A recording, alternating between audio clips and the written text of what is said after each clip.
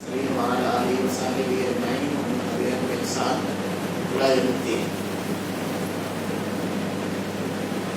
يا أيها الذين آمنوا اطيعوا الله وأطيعوا الرسول وقال قل إن كنتم تحبون الله فاتبعوني يحببكم الله ويغفر لكم ذنوبكم والله غفور رحيم. معزز حاضرین، اللہ رب العالمین نے انبیاء کرام کی بعثت کا مقصد قرآن مجید میں وضاحت کے ساتھ بیان فرمایا کہ لوگوں کی اصلاح اور اللہ رب العالمین کی عبادت اور بندگی کا طریقہ ہے اور دنیا میں کامیاب زندگی گزارنے کو اصول اور ضابطے بتانے ہیں. اللہ رب العالمین نے ہماری رہبری اور رہنمائی کے لیے ان کو مبعوث فرمایا. تمام انبیاء کرام کی بعثت کا مقصد یہی بیان کیا. اسی لیے بڑی سخت تاکید کی گئی کہ ہر ایمان والا اللہ کے اور اس کے رسول کی اطاعت اور پیروی کرے اور انہیں کی اتباع کرے، کیونکہ دوسری قوموں کے اندر جو گمراہی اور برائی آئی تو اگر شرک آیا تو اللہ کی ذات و صفات کے اندر بندوں کو شریک کرنے کی بدعت اور خرافات اگر آئی تو نبی کی اطاعت اور فرمانبرداری کی بجائے لوگوں کو اصول اور ضابطے میں عمل کرنے کی بنیاد پر آیا اور ہمیشہ اس کی بنیاد پر خرابی آئی ہے معاشروں کے اندر. اسی لیے بڑی سخت تاکید کی گئی ہے کہ ہر حال میں اللہ اور اس کے رسول کی آدمی اطاعت کرے. اللہ نے ارشاد فرمایا وَمَن يُطِعِ الرَّسُولَ فَقَدْ أَطَاعَ اللَّهَ. رسول کی اطاعت اصل میں اللہ کی اطاعت ہے. اللہ کے نبی صلی اللہ علیہ وسلم کی اطاعت اور فرمانبرداری. اللہ کے نبی نے ارشاد فرمایا تَرَكْتُ فِيكُمْ أَمْرَيْنِ لَن تَضِلُّوا مَا تَمَسَّكْتُم بِهِمَا كِتَابَ اللَّهِ وَسُنَّتِي. میں تمہارے درمیان دو چیزیں چھوڑ کر جا رہا ہوں، ایک اللہ کی کتاب اور دوسری میری سنت. جب تک اس کو مضبوطی سے تھامے رہو گے گمراہ نہیں ہوگے. ایک بڑی مشہور حدیث ہے مستد احمد کی. ایک مرتبہ اللہ کے نبی صلی اللہ علیہ وسلم کے سامنے حضرت عمر رضی اللہ تعالیٰ عنہ تورات کے کچھ اوراق پر لا کر پڑھنے لگے. اللہ کے نبی صلی اللہ علیہ وسلم کے چہرے کا رنگ تبدیل ہو گیا غصے کی وجہ سے، خفگی کی وجہ سے. دیگر صحابہ جو موجود تھے انہوں نے جب حضرت عمر رضی اللہ تعالیٰ عنہ کے اشارے سے روکا، آپ نے جب اللہ کے نبی کے چہرے انور کو دیکھا تو اللہ کے نبی نے ارشاد فرمایا کہ میری موجودگی میں اللہ کے نبی صلی اللہ علیہ وسلم کی آمد کے بعد کسی اور کتاب کی ضرورت نہیں. آپ نے اس کے بعد جو جملہ ارشاد فرمایا لو کان موسیٰ حیا، اگر آج موسیٰ بھی زندہ ہوتے تو ان کو میری اتباع پیروی کرنا. حضرت عمر رضی اللہ تعالیٰ عنہ نے یہ سن کر کے فوراً ارشاد فرمایا رضیت باللہ ربا، میں راضی ہوا اللہ کے رب ہونے پر، وبالاسلام دینا، اسلام کے دین ہونے پر، وبمحمد نبی، محمد صلی اللہ علیہ وسلم کے نبی ہونے پر میں راضی.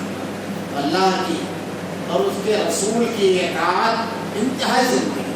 ابھی آج کل 2-4-5 روز میں بڑی تیزی کے ساتھ ایک بحث سوشل میڈیا پر جو گشت کر رہی ہے خواتین کا مسجد جانا اور پھر اس کے بعد خواتین کا عیدگاہ جانا.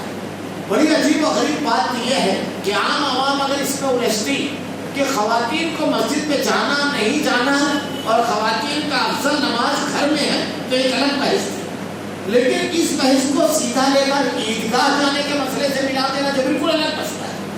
ایک روایت صحیح ایسی موجود نہیں ہے، ایک بھی روایت یا کوئی قول کہ اللہ کے نبی صلی اللہ علیہ وسلم نے عیدگاہ جانے کے بارے میں یا کسی صحابی نے عیدگاہ جانے کے بارے میں کہا کہ عورتوں کو عیدگاہ نہ جانا چاہیے. یعنی ایک الگ بات کو دوسری بات سے ملا دیا جا رہا ہے. عیدگاہ جانے کے بارے میں تو اللہ کے نبی نے ارشاد فرمایا کہ اگر تمہارے پاس چادر نہیں ہے، جلباب نہیں ہے تو پڑوسی کی چادر میں جاؤ، یعنی اس سے مستعار لے لو، نہیں تو آدمی پڑوسن کو پڑوسی اڑا لے لے. اور اگر حالت حیض میں ہے تب بھی جاؤ، نماز میرا شریف ہو لیکن دعا میں ضرور شریف ہو، مصلی سے تھوڑا ہٹ کر کے. یہ تو الگ الگ پیسے ہیں، لیکن ہمارے یہاں اس کو بڑی خوبصورتی کے ساتھ ملا دیا جا رہا ہے. سب سے پہلی چیز کہ اللہ کے نبی صلی اللہ علیہ وسلم کے دور میں امہات المومنین صحابیات مسجد جاتی تھی. اللہ کے نبی صلی اللہ علیہ وسلم کے دور میں خطبہ بھی سنتی تھی اور نمازوں میں بھی شرکت کرتی تھی. واحد جو ہے کہ اللہ کے نبی نے کہا اگر رات کی نماز یعنی عشاء کی نماز کے لیے اگر خواتین تم سے اجازت طلب کریں تو تم کو نہیں، تم ان کو اجازت دو، ان کو نہ روکو. یہ رات کی نماز کے لیے اللہ کے نبی صلی اللہ علیہ وسلم کے دور میں مسجد میں خواتین کا نماز پڑھنا ایک روایت صرف نہیں ہے. اللہ کے نبی نے کہا جب تم نماز کی سب بناؤ تو پہلے مرد کھڑے ہو، پھر بچے کھڑے ہو، پھر خواتین کھڑے ہو. اللہ کے نبی صلی اللہ علیہ وسلم نے ارشاد فرمایا عورتوں کی سب سے بہترین صف آخری صف ہے اور مردوں کی سب سے بہترین صف فضیلت والی پہلی صف ہے۔ یہ ساری روایتیں اس بات پر دلالت کرتی ہے کہ اللہ کے نبی کے دور میں مساجد میں عورتیں جاتی تھیں۔ ایک بات یہ ہے کہ آج کچھ لوگ یہ کہتے ہیں کہ حضرت عائشہ صدیقہ نے جو ارشاد فرمایا کہ اگر ابھی کی خواتین کو دیکھ لیتے اللہ کے نبی تو روک دیتے۔ سب سے پہلی چیز اس پوری روایت کو آپ پڑھ جائیں گے۔ پوری روایت کیا ہے؟ پوری روایت اس طرح ہے کہ حضرت عائشہ صدیقہ ارشاد فرماتی ہے کہ ابھی جو کچھ خواتین میں آ گیا ہے اگر اللہ کے نبی صلی اللہ علیہ وسلم دیکھ لیتے تو انہیں روک دیتے جیسا کہ بنی اسرائیل کی عورتوں کو روکا گیا۔ یعنی بنی اسرائیل کی جو خواتین کی ان کو مسجد میں آنے سے روک دیا گیا، یہ پچھلا حکم تھا۔ محمد رسول اللہ صلی اللہ علیہ وسلم کے دور میں یہ حکم منسوخ ہو گیا کہ عورتیں مسجد نہیں آ سکتی۔ اللہ کے نبی کے دور میں اس کی اجازت ہوتی۔ اب اس کو کون منسوخ کرے گا؟ عام آدمی منسوخ کرے گا، امتی منسوخ کرے گا کہ نبی منسوخ کرے گا؟ کہ بنی اسرائیل کے دور میں منع تھا، اللہ کے نبی کے دور میں اس کی اجازت ہو گئی۔ حضرت عائشہ کہتی ہے، روایت کے الفاظ ہے کہ جیسے بنی اسرائیل کو روک دیا گیا تھا اللہ کے نبی روک دیتے۔ آپ نے اسی لیے روکا نہیں، اس لیے کہ نبی کے اوپر اگر کوئی حکم نازل ہوتا ہے تو دوسرا نبی ہی اسے منسوخ کرے گا۔ عام آدمی عام امتی نہیں کر سکتا، کوئی اشتہاد اس کے آگے نہیں چلے گا نبی کے حکم پہ۔ دوسری بات، امام ابو حنیفہ رحمۃ اللہ علیہ، میں نے کل کے درس میں بتایا تھا، خود اپنی اہلیہ کو لے کر کے مسجد جایا کرتے، اپنی والدہ کو لے کر کے جایا کرتے تھے تراویح کی نماز کے لیے۔ خود امام ابو حنیفہ رحمۃ اللہ علیہ ان کا قول موجود ہے، اور اقوال کی بات جو ہے وہ دیگر ہے۔ ہمارے یہاں ایک چیز کہی جاتی ہے کہ فتنہ پڑا ہے، یعنی فتنہ پیدا ہوگا اگر خواتین مسجد جائیں گی۔ آج کتنے فتنے میں امت مبتلا ہے، اس کا اندازہ ہے۔ آج بدعقیدگی، بے حیائی، بے شرمی، ارتکاب، دین سے دوری، شرک، ساری چیزیں ہم کو خواتین میں ملیں گی، اس لیے کہ ہم نے سارے دروازے ان کے لیے کھول دیے سوائے مسجد کے دروازے کے۔ کسی مولوی میں اس کی ہمت ہے کہ یہ کہہ دے دے کہ گھر سے ادارے بھی نہیں آپ چلا سکتے، لیڈیز کالج بھی نہیں چلا سکتے۔ تعلیم دلانا عورتوں کو فتنہ کے دور ہے اس لیے نہیں دلانا چاہیے، ان کو یہ اس کی ضرورت ہے، لیکن اللہ کے گھر میں اللہ کے نبی کی حدیث پر تبصرہ کرتے ہوئے آپ کو ذرا تک خوف نہیں آتا ہے؟ فتنے کی بات آئیے، کتنا بڑا فتنہ ہو سکتا ہے۔ اللہ کے نبی صلی اللہ علیہ وسلم کے دور میں صحیح حدیث کی روایت، صحیح حدیث کے الفاظ سنا رہا ہوں۔ اللہ کے نبی صلی اللہ علیہ وسلم کے دور میں فجر کی نماز کے لیے خاتون مسجد آ رہی، اس کی عزت لوٹ لی گئی، اس کی عزت لوٹ لی گئی۔ نسائی کی روایت، جب اس خاتون کی عزت لوٹی گئی تو اس حادثے کے فوراً بعد دیگر صحابہ پہنچے۔ تو پہلے صحابی جو پہنچے مومنہ خاتون تھی، باہمیت، باغیرت خاتون تھی، بڑی کیفیت بالکل عجیب تھی ان کی۔ تو وہ پوچھنے لگے، اتنے میں دیگر صحابہ بھی پہنچے۔ تو جب ان سے سوال کیا تو انہوں نے پہلے صحابی کے بارے میں ارشاد فرمایا کہ یہ میری عزت نہیں، کیونکہ ہوش میں نہیں تھی۔ اب اللہ کے نبی صلی اللہ علیہ وسلم کی جناب میں یہ مقدمہ آیا، کتنا بڑا فتنہ ہوگا، جو لوگ کہتے ہیں نا فتنہ فتنہ، سارے فتنوں کے دروازے آپ نے فتنے کے نام پر کھول دیا ہے۔ ماضی کا رسول سنا اللہ کے نبی صلی اللہ علیہ وسلم کے پاس مقدمہ آیا، اللہ کے نبی صلی اللہ علیہ وسلم نے نماز کے بعد وہ صحابی جو ہیں ان کے بارے میں حکم دیا، چونکہ یہ گواہی میں یہ کہہ چکے تھے۔ تو صحابی نے ارشاد فرمایا، اللہ کے نبی ان سے غلطی ہو رہی ہے، میں تو اس حادثے کے بعد پہنچنے والا پہلا شخص تھا۔ اس دوران ان کی کچھ کیفیت تھوڑی سی نارمل ہو گئی تھی، انہوں نے کہا کہ واقعی اللہ کے رسول یہ وہ نہیں تھے۔ بعد میں مجرم پکڑے گئے، ان کو سزا دی گئی۔ اب مجھ کو یہ بتائیے اس سے بڑا فتنہ کیا ہو سکتا ہے؟ اللہ کے نبی نے جب نہیں روکا، جب مساجد سے نہیں روکا اللہ کے رسول صلی اللہ علیہ وسلم نے، کیوں کہ ایک آدھ حادثہ اگر ہو جاتا ہے یہ تو کسی بھی حالت میں ہو سکتا تھا، لیکن تربیت گاہ جہاں پر تربیت ہوتی ہے، جہاں دین بتایا جاتا ہے، جہاں شریعت بتائی جاتی ہے، جہاں عقیدہ بتایا جاتا ہے، جہاں جنت جہنم ساری چیزیں بیان کی جاتی ہے، وہ دروازہ آپ بند کر دیں گے؟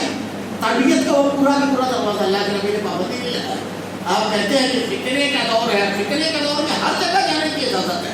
آپ درس قرآن کی مجلس سجا رہے ہیں، دور دور سے خواتین آ رہے ہیں، اعلان ہو رہا ہے خواتین کے لیے پردے کا معقول انتظام رہے گا، یہاں فتنہ نہیں ہوگا۔ اب اس کی مجلس میں دینی ادارے کھول کر کے رکھے ہیں، دن بھر خواتین آ کر اس وقت کوئی عالم کھڑا ہو کر کے نہیں کہتا کہ یہ فتنہ ہے، اس کو فوراً مت کرنا چاہیے۔ اس وقت جواب کے جلسے ہوتے ہیں، ان کو اچھی طرح یاد بچپن تھا۔ ایک بہت بڑے مولوی مالیگاؤں آئے، انہوں نے اسی پر خطاب کرتے ہوئے خواتین کے مسجد جانے کے بارے میں بڑی سخت باتیں کہی۔ تو میں نے ایک چیز لکھی، حیرت انگیز بات ہے کہ جب پروگرام ختم ہوا تو دوسرے دن بھی ان کا پروگرام تھا۔ عالم نہیں تھے وہ، اب طالب ہے، بڑی شہرت تھی، تو دوسرے روز بھی پروگرام تھا۔ تو وہی اسٹیج پہ اعلان کرتے ہیں کہ کل خواتین کے عنوان پر پروگرام ہوگا، کثیر تعداد میں شریک۔ تو میں نے چٹ لکھی کہ آپ تو مسجد میں آنے پر فتنہ کہہ رہے ہیں اور آپ کی مجلس میں کثیر تعداد میں شریک ہوں گے تو فتنہ نہیں ہوگا۔ فرشتے آپ کے یہاں عبادت پر معمور رہتے ہیں۔ اللہ کے گھر میں جب اللہ تعالیٰ کہتے ہیں کہ صلاۃ تنہی عن الفحشاء والمنکر، نماز برائی اور بے حیائی سے روکتی ہے، تو آپ کو اللہ کا خوف نہیں، ڈر نہیں پیدا ہوتا ہے۔ اللہ کہہ رہا ہے کہ بے حیائی اور برائی سے روکتی ہے اور آپ کہتے ہیں کہ نماز پڑھنے جائیں تو بے حیائی بڑھے گی۔ خوف نہیں، اللہ کے آپ کو جواب نہیں دینا ہے، کلام الہی کی شاید کے اوپر آپ کی نظر نہیں ہے۔ دوسری بات یہ کہ یہ اللہ کے نبی صلی اللہ علیہ وسلم کا حکم ہے۔ اللہ رب العالمین نے نبی کو جو حکم دیا ہے، اللہ کے نبی کی عمر 63 سال تھی، آپ کو 63 سال کی زندگی میں جو کچھ آپ کے سامنے پیش آیا آپ کے لیے تھا، اور آپ نے یہ کہا وَلَوْ كُنْتُ أَعْلَمُ الْغَيْبَ لَاسْتَكْثَرْتُ مِنَ الْخَيْرِ وَمَا مَسَّنِيَ السُّوءُ إِنْ أَنَا إِلَّا نَذِيرٌ وَبَشِيرٌ۔ مگر نہیں جانتا، ورنہ ہر خیر کو اپنے سامنے اپنے لیے جمع کر لیتا اور ہر سب سے اپنے آپ کو بچا لیتا، وہ غیب نہیں جانتے۔ لیکن اللہ علام الغیوب ہے، قیامت کے بعد ہر چیز کو جاننے والا ہے۔ یہ حکم اللہ نے دیا تھا، عبادت بتانا نبی کا کام اور بنانا اللہ کا کام۔ اور لوگ شرکا شرورا من الدین مالم یادن بہلا بلا بلا کلمۃ الفضل لو قضی بینہم بین الظالمین لو مذاق علیہم۔ یہی اللہ نے کہا ہے کہ تم نے شرکا بنا لیا ہے دین بنانے کی۔ انبیاء اپنی طرف سے کچھ نہیں بیان کرتے، نماز کس طرح پڑھنا ہے، کن اوقات میں پڑھنا ہے، کیسے پڑھنا ہے، یہ سب اللہ نے بتایا حضرت جبرائیل کے ذریعے اور اللہ کے نبی نے ہمیں بتایا۔ تو اللہ نے جب حکم دیا کہ جب وہ اجازت مانگے تو جا سکتی ہے، ان کو نہ روکے۔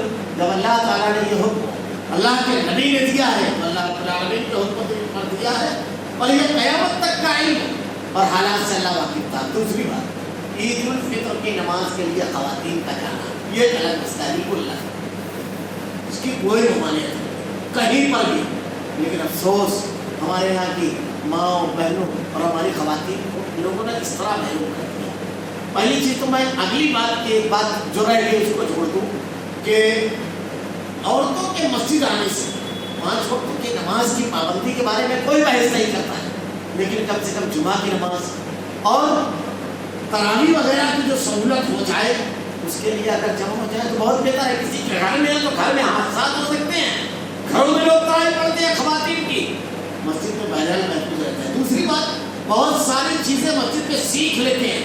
2 سال قبل ایک مسجد کا واقعہ مجھ کو بیان کیا گیا کہ ایک خاتون آئی نماز کے لیے، اب عشاء کی 4تھی رکعت میں وہ پہنچی اور 4تھی رکعت میں پہنچی، 1 رکعت ان کو ملی اور اس کے بعد جب امام صاحب نے سلام پھیرا تو انہوں نے بھی سلام پھیر دیا۔ اور بازو میں جو خاتون تھی انہوں نے ان سے کہا کہ اپنی نماز انہوں نے پوری کرنے کے بعد کہا کہ تم مصبوح تھی، میں نے تمہاری 3 رکعت چھوٹی تھی اس کو پڑھ دو۔ بولے میں بعد میں گھر میں جا کے پڑھ دوں۔ تو ان کو تھوڑا سا شک ہوا تو انہوں نے پوچھا آپ پہلی مرتبہ؟ بولے ہاں میں پہلی مرتبہ مسجد آیا۔ ایسی خواتین بھی ہمارے معاشرے میں ہیں جنہوں کو کبھی جماعت سے نماز ہی نصیب نہیں ہوئی، ان کی موت ہو گئی۔ کیوں؟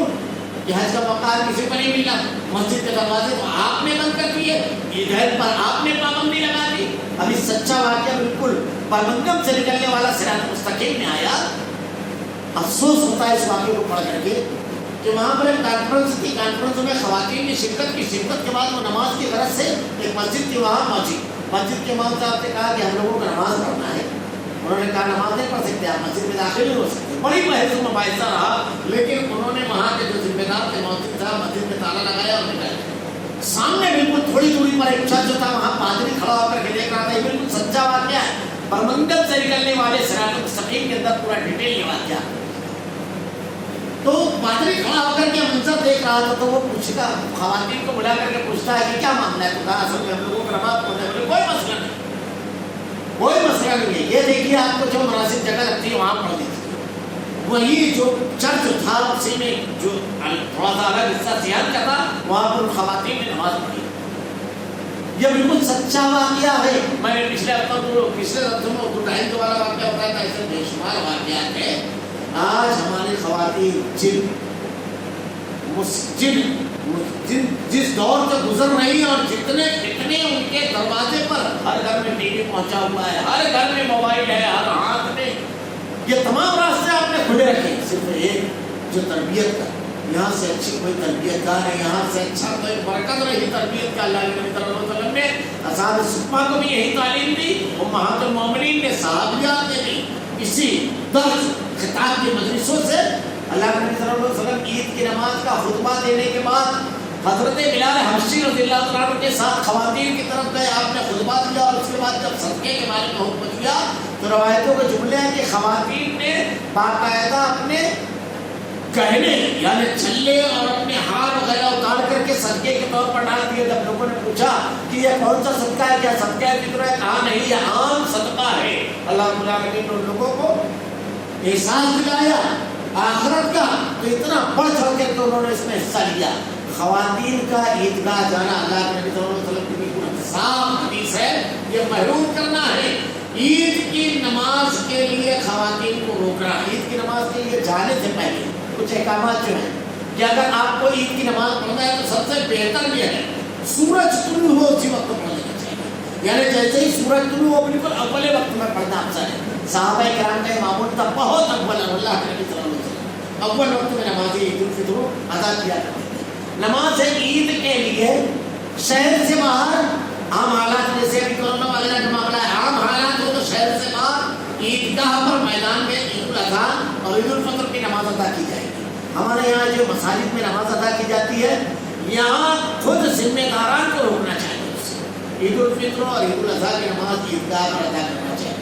عید کی نماز سے پہلے اللہ کے نبی صلی اللہ علیہ وسلم جب گھر کے نکلتے فطر وغیرہ کے احکامات کا معاملہ ہو چکا ہے تو آپ کچھ کھا لیا کرتے تھے. 1 3 5 یا 7 عدد کھجوریں جتنی آپ کھا سکتے ہیں اتنی کھا کر کے اور اس کے بعد عید کی نماز کے لیے نکل گئے. جب آدمی عید کی نماز کے لیے نکلے اپنے بچوں, اپنی خواتین, اپنے پورے اہل خانہ کے ساتھ اور کچھ آواز باہر نکل جائے اتنی بلند آواز میں تکبیرات پڑھتے ہوئے راستہ پر اللہ اکبر لا الہ الا اللہ واللہ اکبر وللہ الحمد اللہ اکبر کبیرہ والحمدللہ کثیرہ وسبحان اللہ بکرۃ واسیلہ, یہ تسبیحات گفتگو نہ کرے, اپنے بچوں کو, اپنی بیوی کو, سب کو تلقین کرے اور راستہ بھر پڑھتا ہوا جائے. جب عیدگاہ پر پہنچے تو عیدگاہ پر جب تک کہ امام ممبر پر نہ بیٹھ جائے, خطبہ شروع نہ ہو جائے, عید کی نماز نہ کھڑی ہو جائے, معاف کیجیے گا, اس وقت تک کہ وہ تسبیحات کا سلسلہ جاری رکھے, تسبیحات پڑھنے سے نہ رکھے. اب اس میں کچھ تفصیل بھی ہے. عید الفطر کی یا عید الاضحیٰ کی نماز سے پہلے کوئی خطاب اور تقریر وغیرہ جو ہے یہ نہیں ہے. یہ سب سے پہلے مروان بن حکم نے جاری کیا.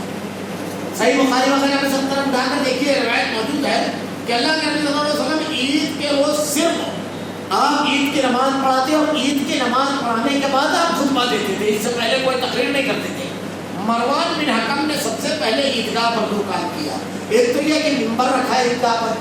جب ممبر رکھا تو حضرت ابو سعید خدری رضی اللہ تعالیٰ آپ نے اس کو پکڑ کر کے کھینچ ممبر رکھا اور ممبر پر کھڑے ہو کر تقریر کرنے لگا. گورنر تھا یہ مدینہ کا, تو آپ نے ہاتھ پکڑ کے کھینچا تو اس کے سپاہی لگ گئے. تو حضرت ابو سعید خدری رضی اللہ تعالیٰ نے ارشاد فرمایا اللہ کی قسم ہم نے اللہ کے نبی صلی اللہ علیہ وسلم کو نماز عید سے پہلے صرف تسبیحات پڑھتے ہیں اور اس کا حکم دیتے ہیں. یہ نہیں چیز تم نے کہاں سے شروع کر دیا اور ممبر کہاں سے لے کر آئے. تو مروان بن حکم کہتا ہے کہ عید کی نماز کے بعد کوئی رکنا ہی نہیں ہماری تقریر سننے کے لیے, تو اسی لیے اس نے عید کی نماز سے پہلے کی. لیکن آپ نے روکا, یہ نبی کا طریقہ نہیں ہے. عید کی نماز کے بعد ہمارے یہاں جو عید کے پہلے لوگ کرتے ہیں اور جو ممبر پر کھڑے ہوتے ہیں, دونوں چیزیں مروان بن حکم کی. اللہ کے نبی صحابہ کرام کا یہ معاملہ نہیں تھا. اس کے بعد عید کی نماز جو ہے, نماز عید الفطر کے لیے ہم جس راستے سے جائیں گے واپسی میں ہم دوسرے راستے سے آئے, اگر موجود ہو راستہ یا شہر کے حالات ایسے ہیں یا مناسب نہیں ہے وہ راستہ یا کوئی اور بات ہے تو دوسری راستے سے لیکن بہتر یہ ہے کہ راستہ تبدیل کر کے آئے اور لوٹتے وقت بھی تسبیحات پڑھتے رہیں. عید کی نمازی اگر ہم پڑھنے کے لیے گئے اور اگر بالفرض کوئی ایک رکعت چھوٹ گئی، ایسا اللہ نہ کرے کسی کے ساتھ، تو چونکہ عید کی نماز دوسری نمازوں سے الگ ہوتی ہے، جیسے پہلی رکعت میں 7 تکبیرات زوائد ہوتی ہے اور دوسری میں 5 تکبیرات زوائد. تو ہم عام نمازوں میں تو جب ہماری نماز چھوٹتی ہے تو ایک روایت اللہ کرنے کی حضرت علی رضی اللہ عنہ سے ارشاد فرمایا کہ ہماری جتنی رکعت ملی ہے وہاں سے ہماری نماز شروع. میرے امام کی اگر آخری رکعت ہے اور ہماری پہلی ہے تو وہ ہماری پہلی شمار کی ہے، آخری نہیں، تو ہم ایک رکعت کر کے اب قاعدہ کریں گے. عام نمازوں میں مسبوق نمازی چھوٹی ہوئی نماز پڑھنے کے طریقہ یہ ہے، لیکن عید الفطر یا عید الاضحیٰ کی نماز اگر ہماری چھوٹ جاتی ہے تو اگر پہلی رکعت چھوٹے گی تو ہم 7 تکبیرات کے زوائد کے ساتھ ہی پڑھیں گے. یعنی اگر ایک رکعت چھوٹ گئی تو جیسی چھوٹی ہے ویسی ہی پڑھیں گے. خطبہ خاموشی کے ساتھ سننا اصل چیز وہی ہے. اللہ کے نبی صلی اللہ علیہ وسلم نے خطاب دیا، اس کے بعد دعا میں شریک ہونا. بس یہاں پر ایک دو جملہ اور، ہمارے یہاں بہت جلد لوگوں کو خطاب وغیرہ تقریر وغیرہ میں وقت پر اعتراض ہو جاتا ہے. دیکھیے اس سلسلے میں ابھی جو علماء کی تحریریں وغیرہ آئی ہے، یہ 2-5 منٹ میں ذرا سا اپنا کبیرہ خاطر نہ ہوئی. یہ جو ہماری نسلیں ہیں ان کی تربیت کا سامان ہے. ان کے سامنے قرآن و حدیث اگر بیان کر رہا ہے کوئی مولوی، کوئی عالم، کوئی مسلم، تو ہماری اپنی اولاد کی تربیت کا انتظام انسان کر رہا ہے. ہم اپنی اولاد کے لیے اپنی بیوی بچوں کو 5-10 منٹ قرآن و حدیث کی تعلیمات اگر زیادہ مل جائے اس کو برداشت کر لے جائیں. بے شمار شیطان کے مدارس کھلے ہیں، بس یہی ایک مدرسہ ہے. اس پر بھی اتنی تنگ نظری نہ کیجیے، اس پر اتنی پابندیاں نہ لگائیے. یہ 5-7 منٹ ہم اپنے بچوں کو نہیں سکھا پا رہے ہیں.